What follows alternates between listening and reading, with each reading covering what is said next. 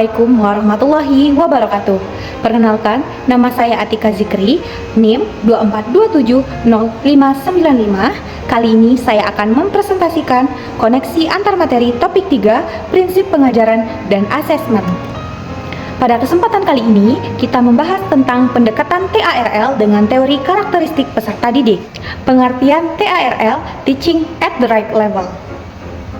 Menurut Banerjee et al. Tahun 2007, TARL adalah pendekatan pengajaran yang menilai kemampuan siswa terlebih dahulu, kemudian mengelompokkan mereka berdasarkan tingkat kemampuan tersebut, bukan berdasarkan usia atau tingkat kelas. Dalam pendekatan ini, pembelajaran diberikan dengan cara lebih personal dan sesuai dengan kemampuan setiap siswa. Hubungan antara TARL dan teori karakteristik peserta didik.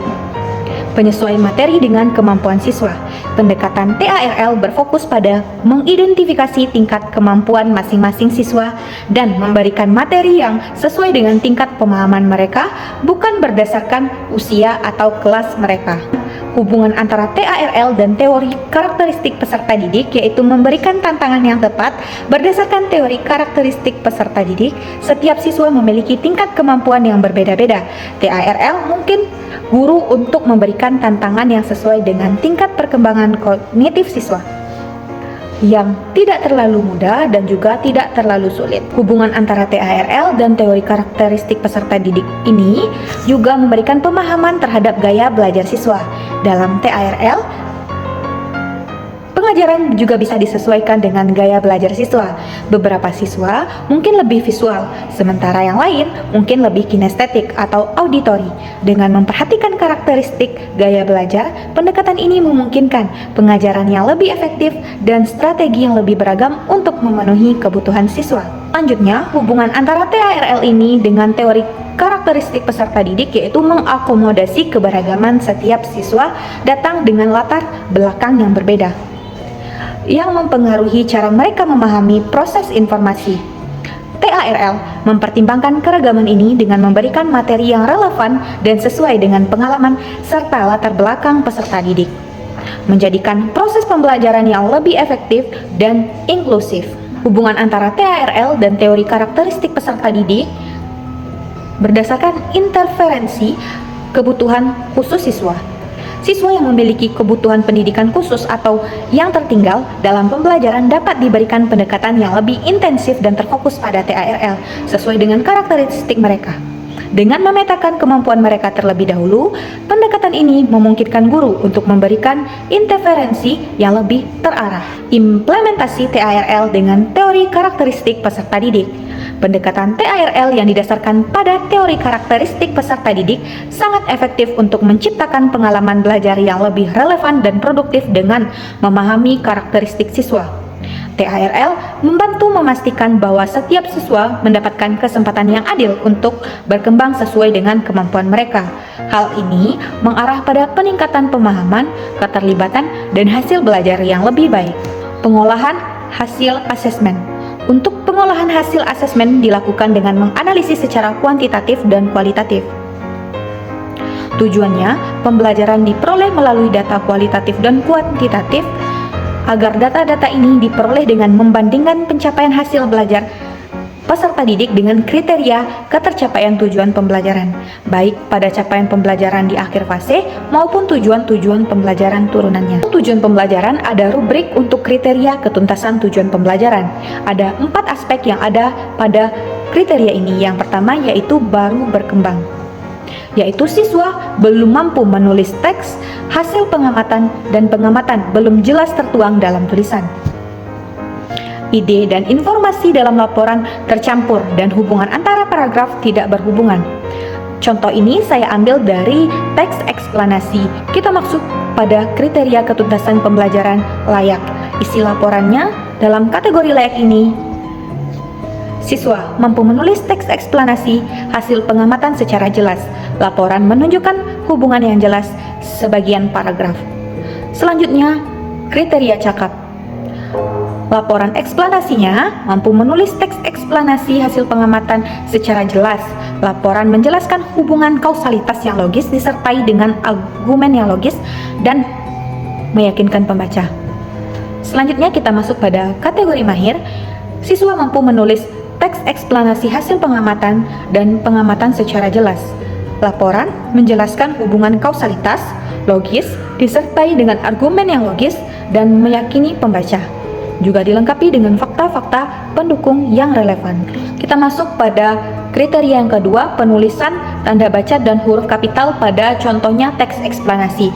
Untuk kategori baru berkembang, yaitu siswa belum menggunakan tanda baca dan huruf kapital atau sebagian besar tidak digunakan secara tepat. Namun pada kategori layak, sebagian tanda baca dan huruf kapital digunakan secara tepat. Untuk kategori cakap, siswa sebagian besar tanda baca dan huruf kapitalnya digunakan secara tepat. Untuk kategori mahir, semua tanda baca dan huruf kapital digunakan secara tepat. Jadi simpulannya, peserta didik sudah dianggap mencapai tujuan pembelajaran jika kriteria dicapai minimal pada tahap cakap. Kita bisa menggunakan interval nilai. Interval nilai ini digunakan pendidik agar pendidik dapat menggunakan rubrik maupun nilai tes. Pendidik menentukan terlebih dahulu intervalnya dan tindak lanjut yang akan dilakukan untuk peserta didik. Contoh, untuk nilai yang berasal dari tes tertulis ujian, pendidik menentukan interval nilai setelah mendapatkan hasil tes. Pendidik dapat langsung menilai hasil kerjanya dan menentukan tindak lanjut sesuai dengan intervalnya. Untuk interval 0-40% berarti peserta didik belum mencapai kriteria dan remedial di seluruh bagian. Untuk interval 41-65% belum mencapai ketuntasan, remedial sebagian yang diperlukan. Interval 66-85% sudah mencapai ketuntasan dan tidak perlu lagi remedial.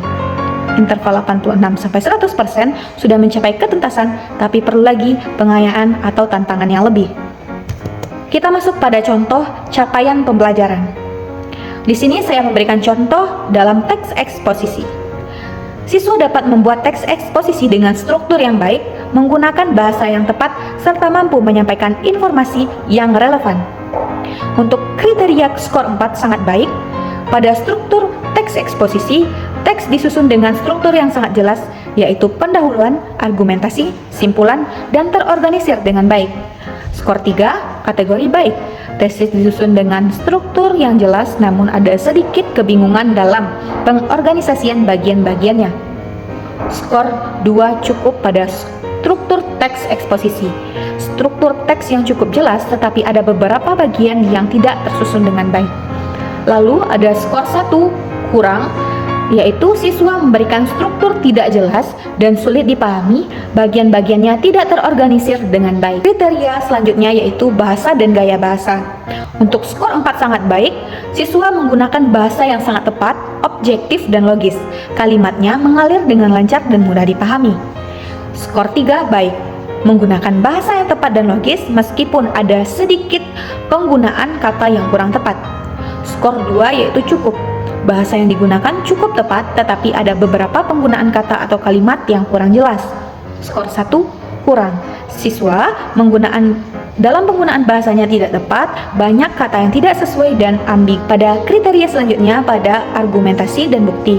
Skor 4 sangat baik, siswa memberikan argumen yang kuat dan mendukung dengan bukti yang relevan dan akurat.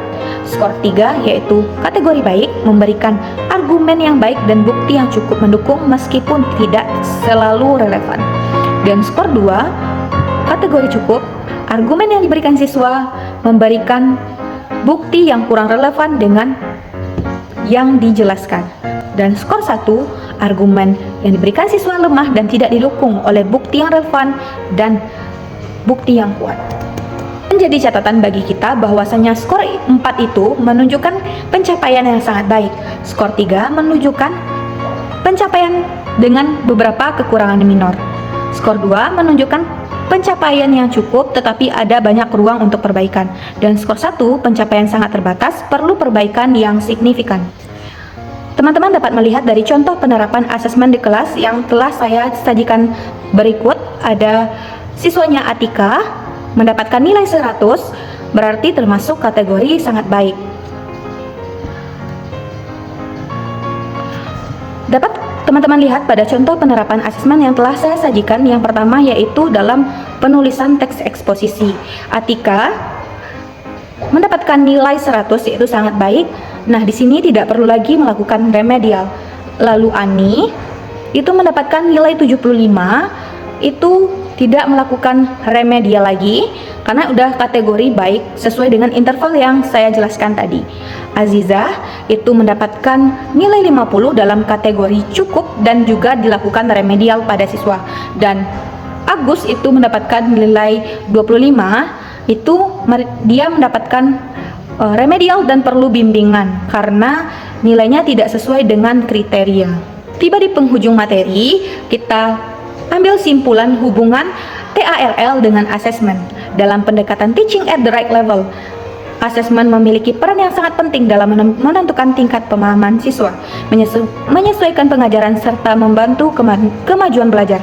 Asesmen tidak hanya digunakan untuk mengevaluasi hasil, tetapi juga sebagai alat membantu merancang strategi pembelajaran yang lebih efektif dan relevan dengan kebutuhan siswa. Asesmen yang tepat memungkinkan penerapan pendekatan pembelajaran secara optimal. Terima kasih.